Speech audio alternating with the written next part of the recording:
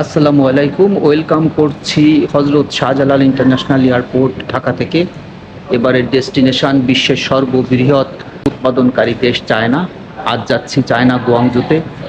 ঢাকা থেকে আকাশপথে গুয়াংজুর দূরত্ব 23,333 কিলোমিটারের মতো এবং যেতে সময় লাগবে 3.5 ঘন্টার মতো। এই মুহূর্তে চায়নার ট্যুরিস্ট ভিসা বন্ধ আছে। আমি বিজনেস ভিসা যাচ্ছি। ভিসা করতে কত খরচ হলো এবং এয়ার টিকিটে কত খরচ হলো, ইমিগ্রেশনে আমার সঙ্গে কী ধরনের কথাবার্তা হলো, বিস্তারিত সব জানাবো, সঙ্গেই থাকুন।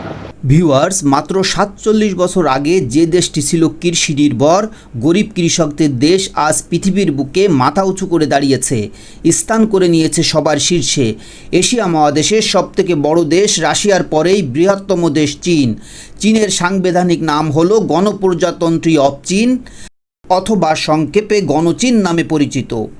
এর আয়তন হল 95,96,961 বর্গ কিলোমিটার, যা কিনা 64 বাংলাদেশের সমান।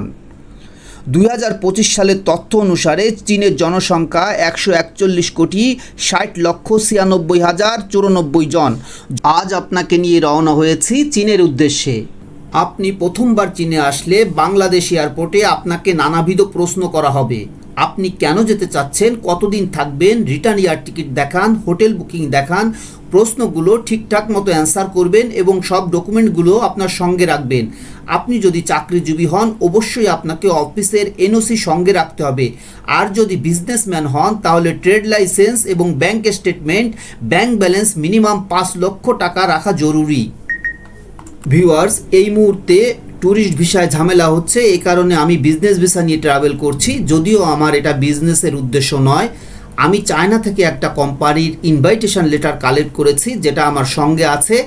আমার ফার্স্ট টাইম বিজনেস ভিসা করতে খরচ হয়েছে 28,000 টাকা। ট্যুরিস্ট ভিসা হলে খরচ পড়তো 9,500 টাকা। এয়ার টিকিট করেছি ইউএস বাংলা এয়ারলাইন্সের সাথে শেয়ার ট্রিপের মাধ্যমে, খরচ পড়েছে 34,000 টাকা। ঢাকা থেকে ইউএস বাংলা, বাংলাদেশ বিমান, চায়না সাউদার্ন সরাসরি গুয়াংজু রুটে ফ্লাইট পরিচালনা করে থাকে। বোর্ডিং ব্রিজ ভাই, আমাদেরকে বাসে করে নিয়ে যাওয়া হবে। এই যে সিঁড়ি দিয়ে নামছি।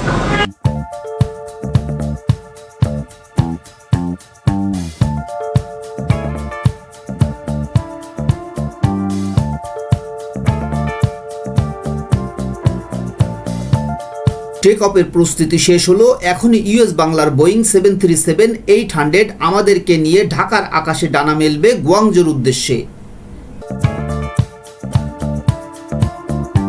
কিছু পরেই আমাদেরকে মধ্যরাতের খাবার পরিবেশন করা হলো। খাওয়া দাওয়া শেষ করে চোখটা যখন বুজে এসেছে, ঠিক তখনই ক্যাপ্টেনের অ্যালাউন্স, আমরা কিছুক্ষণের মধ্যে গুয়াংজুতে অবতরণ করতে যাচ্ছি।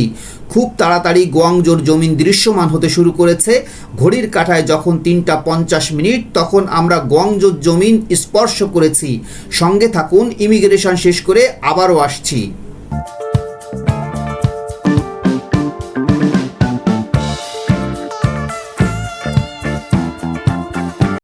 ভিউয়ার্স, ইমিগ্রেশনের আগে এই কম্পিউটারে অনেকে এন্ট্রি করছে পাসপোর্ট দিয়ে, কিন্তু এটার কোনো দরকার নাই, আপনি করবেন না।